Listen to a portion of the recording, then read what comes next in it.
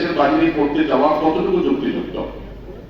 কোন নারী যদি দেশের বাইরে পড়তে যেতে চান, মুসলিম নারী, তাহলে সেক্ষেত্রে তিনি মাহরামের সাথে অবশ্যই যে কোনো জায়গায় যেতে পারবেন।